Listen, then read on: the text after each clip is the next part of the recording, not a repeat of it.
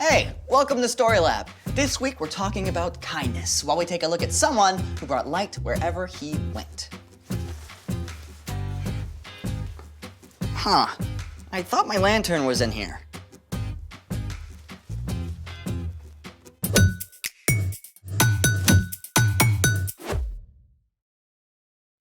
Hey, I'm Carter. And I'm Zeke, We're talking about kindness. which is showing others they are valuable by how you treat them. I thought you were getting ready to go camping. I am. This looks more like crafting to me. Well, I can't find my camping lantern, so I'm making one. With tissue? Oh, with this. Hey, that's mine. Well, you don't mind donating it for the cause of camping, right? Ew. Ugh. Kids, do not do that at home. Well, there's like 4 swallows left. We could probably do a whole show on what happens when you drink out of a bottle. Studies have shown that the average reusable water bottle contains 40,000 times more bacteria than a toilet seat. Ew! Oh, gross. Sanitize your water bottles, folks. Well, I'm not gonna use this bottle to drink out of anyways. Fine, it's all yours. Excellent.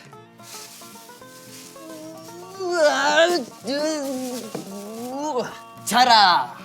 Cool, but I think you missed the part where a lantern is supposed to light up. Oh, well, I'll just toss in a few glow sticks.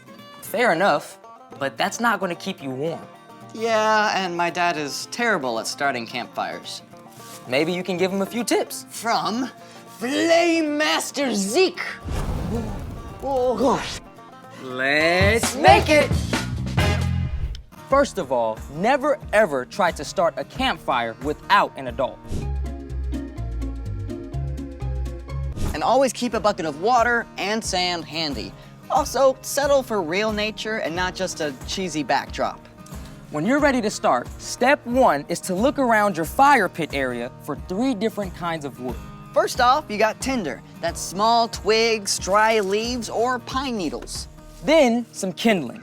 Larger sticks about less than an inch around. And we have more kindling that are just slightly above an inch. Finally, you've got fuel. Your fuel is larger pieces of split logs, branches, or even firewood that you can pick up at the store.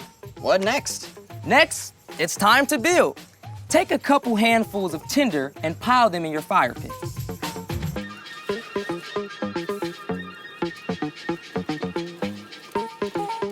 Right there. Then, add some kindling and build a little tent over your tinder. Might want some more. Just pile it on top. Yep.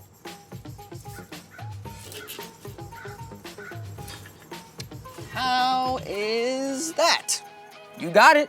Now it's time for a grown-up to bring out a match or a lighter. The dry twigs and leaves should light pretty easily.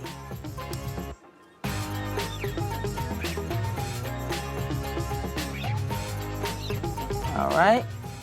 Starting to heat up just a little bit. There we go. Now, you can feed it with more dry twigs and leaves, little by little, and watch as it takes off. And you can blow lightly at the base of the fire as well.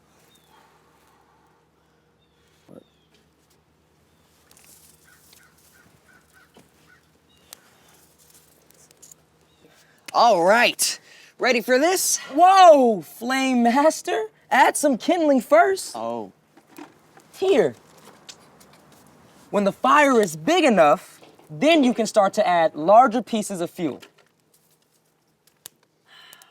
This is so relaxing. I could do this all day. I bet you could. But meanwhile, it's time for... The story before the story. Today, we're in the book of Matthew. Matthew is one of the 4 books called the Gospels. These books tell stories from the life of Jesus. Matthew was written down by one of Jesus' followers, a tax collector whose life was turned upside down by his friendship with Jesus. Matthew recorded that when Jesus was about 30 years old, he began to travel from town to town, teaching and healing. Everywhere Jesus went, big crowds gathered. Some people were desperate to be made well. Others came to hear his teaching. Jesus didn't turn anyone away, even people who were considered outcasts, which is where our story starts. Take it away. Hey everyone, I am Brian. And hey, I've got a question for you. Have you ever wondered what God looks like? I mean, God is so incredibly awesome and amazing and glorious that people can't look directly at God. I mean, when Moses spent time with God on Mount Sinai, Moses' face shone so brightly afterward that he had to cover it. But God wants to be known. God wants to be in a close relationship with us, like a good friend. And that's the reason God sent Jesus. The Apostle Paul wrote that Jesus is the exact likeness of God. Jesus is God's Son. So when we look at the things Jesus said and did, we can know that this is what God is like. Jesus showed us what it means to love others like God does. And one of the most important ways that we can show love is through kindness. Now, it's easy to think of kindness as just, well, being nice, and that's part of it. But Jesus showed us that true kindness goes much deeper. Let's take a look at 3 different times Jesus showed kindness. One day, after Jesus finished teaching, a man with a skin disease threw himself on the ground at Jesus' feet. At that time, if you had a skin disease, there was no easy cure, so you had to stay away from everyone, even your own family. No one wanted to come anywhere near you, much less, actually touch you. The crowd around Jesus would have been horrified. Ew, get away. But the sick man was so desperate, he didn't care about the rules. Lord, if you're willing to make me well, you can do it. Instead of backing away, Jesus did the unthinkable. He reached out his hand and touched the man. I am willing to do it. Be clean. At once, the man was made well. His skin became completely clean and healthy. Through the kindness of Jesus, the man could now return to his family and friends. In fact, Jesus often spent time with those who were overlooked or considered unimportant, like children. Let's take a look at another time that Jesus showed kindness. Now, at this time, people didn't think kids had much value. So when some families brought their kids to see Jesus, his followers stepped in to stop it. You can't bother Jesus with a bunch of snotty-nosed kids. Yeah, Jesus is way too busy with important stuff. Jesus didn't see it that way at all. He stepped in to flip the situation upside down. Let the little children come to me. Don't keep them away. The kingdom of heaven belongs to people like them. Jesus didn't care what other people thought. He welcomed those kids, laying his hands on them and blessing them. He showed everyone around him how valuable children truly are. Finally, let's look at a third time that Jesus spent time with some unexpected people. Now, remember how Jesus invited Matthew, who was a tax collector, to follow him? Tax collectors were considered to be traitors to the Jewish people. But when Matthew invited Jesus to dinner, Jesus didn't hesitate to come. He spent time hanging out at a meal with tax collectors and other people who were looked down on for their wrong choices. Of course, the religious leaders were shocked. They demanded of Jesus' followers, "Why does your teacher eat with tax collectors and sinners?" Jesus heard what they were saying. Those who are healthy don't need a doctor. Sick people do. I've not come to get those who think they are right with God to follow me. I've come to get sinners to follow me. Jesus didn't just spend his time hanging out with people who were important or had it all together. He gave his attention and help to those who were outcast and overlooked. And we can show the kindness of God when we do the same. The end.